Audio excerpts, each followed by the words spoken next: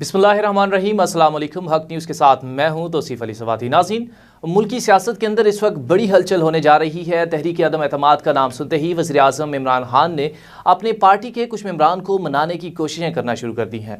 इस वक्त पंजाब के अंदर दो अहम तरीन ग्रुप्स काम कर रहे हैं, जिनमें जो पहला ग्रुप है वो जहांगीर तरीन का ग्रुप है और दूसरा वो बंदे हैं, वो मेंबरान हैं जो कि उस्मान बुज़दार की कारकर्दगी से नाला हैं।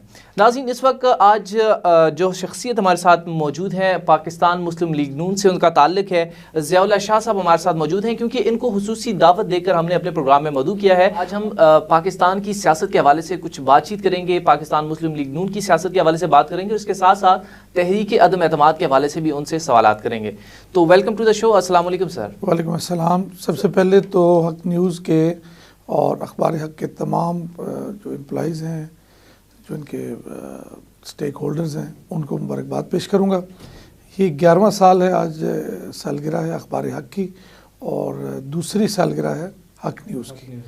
तो अच्छा चैनल, अच्छा शो और अच्छा अखबार पब्लिश करने पर इंतज़ामिया को मुबारकबाद पेश करता हूँ। बहुत शुक्रिया सर जी। आज क्योंकि सर सियासत के हवाले से हम बात करें, क्योंकि आप साबिक MP रह चुके हैं पाकिस्तान मुस्लिम लीग नून के और एक जानी मानी शख्सियत हैं, तो मैं पाकिस्तान मुस्लिम लीग नून की सियासत के हवाले से आपसे जानना चाहूँगा कि पाकिस्तान मुस्लिम लीग नून की सियासत किस सिमत जा रही है। मुस्लिम लीग नून, सबसे पहले तो मैं बताऊँगा कि मुस्लिम लीग वो जमात है जिसने पाकिस्तान बनाया, पाकिस्तान की खालिक जमात है और 70 सालों में मुस्लिम लीग वाहिद जमात है जो किसी न किसी हवाले से इक़्तिदार में भी रही और इस मुल्क को सर्व करने में उसका अहम किरदार है।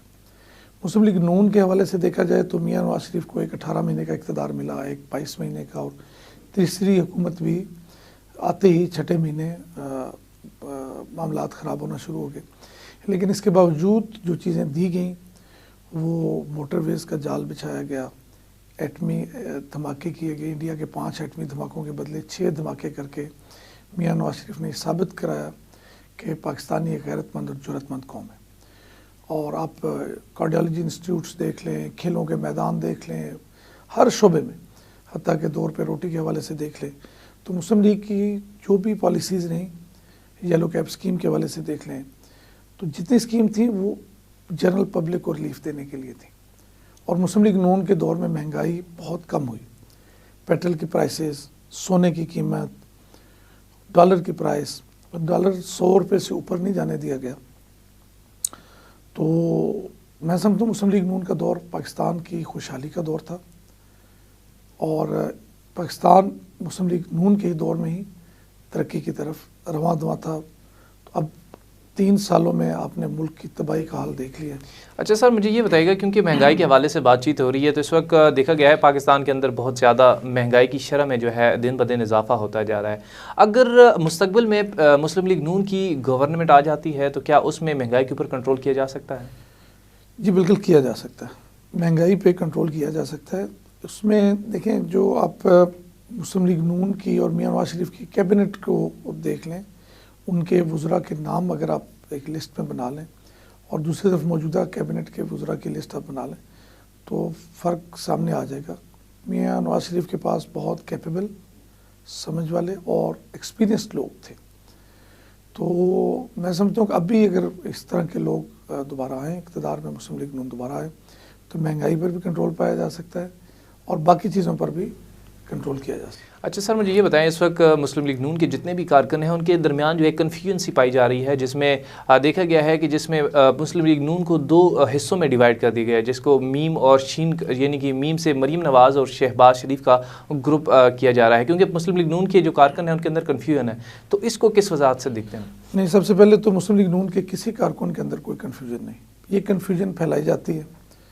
पहले मियां नवाज शरीफ और शहबाज शरीफ साहब की फैलाई जाती रही और हम तो 20 सालों से यही सुनते आए जी उनके आपस में इख्तलाफ है। हालांकि जितने आइडियल रिलेशंस इन दोनों भाइयों के हैं, तो मैं समझता हूँ कि बहुत कम ऐसा देखने में है। तो दोनों भाइयों में भी कोई इख्तलाफ नहीं और चचा और भतीजी में भी कोई इख्तलाफ नहीं। तो ये बस जस्ट जनरल परसेप्शन एक डेवलप करने की कोशिश की गई। तो मुस्लिम लीग नून की क़यादत मुत्तहिद है, वर्कर्स मुत्तहिद हैं और वर्कर्स को कोई भाम नहीं है इस बारे में। اچھا زیاد صاحب مجھے یہ بتائیے گا، کیونکہ وزیر اعظم جو سابق وزیر اعظم نواز شریف تھے وہ بیماری کی وجہ سے ہی باہر گئے تھے، اور ان کی وہاں پر بیماری کی کوئی سچ خبریں نہیں آ رہی، تو آپ کو کیا لگتا ہے وزیر اعظم جو سابق وزیر اعظم ہے نواز شریف وہ پاکستان کب تشریف لا رہے ہیں؟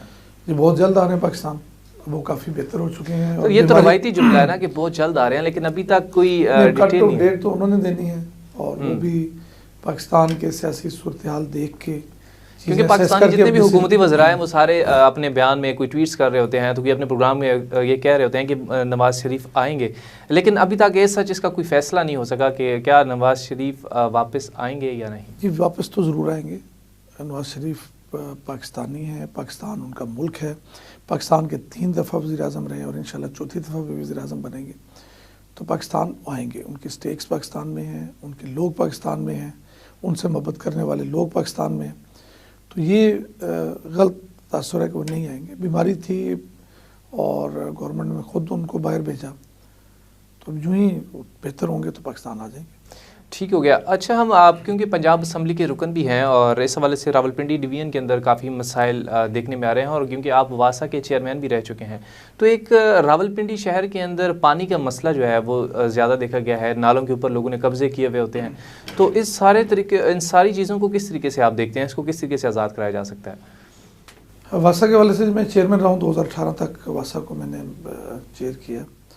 تو اب ہمارا بھی پرابلم یہ ہے کہ ہمارے پاس 2 پانی کے سورس ہیں، ایک ٹیوب ویل سے اور ایک ڈیم سے. تو راول ڈیم کی ڈی سلٹنگ نہیں ہوئی 50-60 سالوں سے، تو وہ بڑا پروجیکٹ ہے. جب تک اس کی ڈی سلٹنگ نہیں ہوں گی تو پانی زمین کے اندر ریفلنگ کا جو قدرتی پروسیس ہے وہ نہیں ہو رہا. شہر میں گلیاں پکی ہیں، نالیاں پکی ہیں، سیوریج لائنیں پکی ہیں، پختہ ہیں، تو اس وجہ سے زمین کے اندر پانی جا نہیں رہا، اور جب تک پانی زمین کے اندر نہیں جائے گا پانی آپ اس کو نہیں نکال سکتے. اب ٹیوب ویلز کا جو ہے، یہی راولپنڈی شہر تھا 50 فٹ پہ پانی آتا تھا، 30 فٹ پہ پانی تھا، اس وقت تقریباً 900 فٹ پہ پانی چلا گیا، اور 600 پہ بھی پانی ہمیں نہیں ہے، 700 پہ بھی نہیں ہے، بعض جگہوں پہ 900 پہ پانی مل رہا ہے. تو اس کا جو ادر سلوشن تھا وہ تھا غازی بروتھا سے تربیلا ڈیم سے پانی کی سپلائی. اس میں واسا نے 2016-17 میں PC1 تیار کروایا تھا، تقریباً 70 ارب روپے کی اس وقت کاسٹ پڑ رہی تھی، جسے غازی بروتھا سے پنڈی اور اسلام آباد کو پانی کی سپلائی کی جانی تھی، لیکن وہ آج تک ایکسیکیوٹ نہ ہو سکا فنڈز نہ ہونے کی وجہ سے. اب دوبارہ اس پہ کام جاری ہے، اور وہی حل ہے اس کے علاوہ ہمیں جب تک دوسرے الٹرنیٹ سورسز پہ نہیں جائیں گے تو پانی کی کمی پوری نہیں کی جا سکتی. سر آپ سابق MPA بھی رہ چکے ہیں، تو آپ نے بطور MPA پنجاب اسمبلی سے کوئی آئینی بل پاس کروایا؟ جی بے شمار کروائے. جی میں نے سب سے وضاحت کیجیے. جی بالکل. میں نے سب سے پہلے تو جو پورے پنجاب کے قبرستان تھے ان کی 4 دیواریوں کا بل پاس کروایا، کہ اس میں اکثر یہ ہوتا تھا کہ کچھ ایسے لوگ تھے جو قبر سے مردوں کے ساتھ بے حرمتی اور واقعات ہوئے، اور مردے کچھ پرائیویٹ میڈیکل کالجز تھے اور کچھ ادارے تھے جو ایکسپیریمنٹس کے لیے، اسٹوڈنٹس کے لیے ڈیڈ باڈیز لے کے چلے جایا کرتے تھے، تو ان کو روکنے کے لیے بعض جو جادو ٹونے کے عملیات تھے جس میں جعلی عامل وغیرہ، وہ مردے کی ہڈیاں ایڈوائز کرتے تھے کہ وہ لے آئیں، اور لوگ اپنی جادو کے طور پہ وہ مردے کی ہڈیاں نکال کے لے جاتے تھے. تو وہ میں نے بل پیش کیا تھا، جس میں پورے پنجاب میں اس وقت 1 ارب روپیہ تو ہم نے ابتدائی طور پہ منظور کروایا تھا، اور باقی اس کے ساتھ تھا کہ پورے پنجاب میں جتنے قبرستانوں کی 4 دیواریاں منظور کروائیں. اور اس وقت کھاد کی قیمتوں کا معاملات تھے، اس کے لیے میں نے بل پیش کیا، اور سیورل بلز تھے.